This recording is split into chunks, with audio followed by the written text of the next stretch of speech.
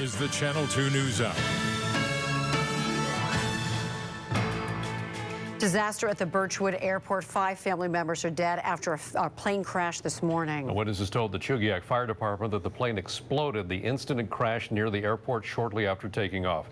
Tonight, as investigators try to figure out what happened, the community of Eagle River is mourning the loss of 5 of their own. We have 2 reports on this crash starting tonight. Actually, Ashley Goodell spoke with the family and friends.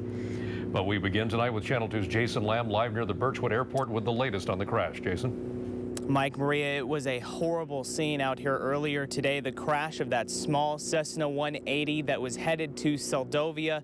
That Anchorage police say 3 of the 5 people on board were children. The nightmare began shortly after 10 a.m. just outside the Birchwood airport.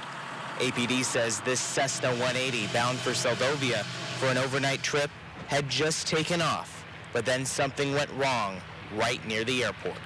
According to some witnesses, it appeared that it did explode upon impact.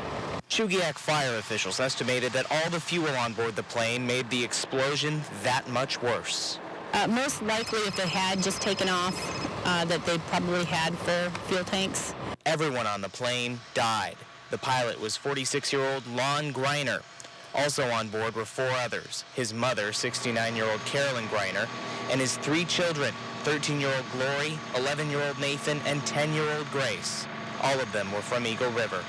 NTSB officials arrived on scene and began their investigation, including whether the plane was overloaded.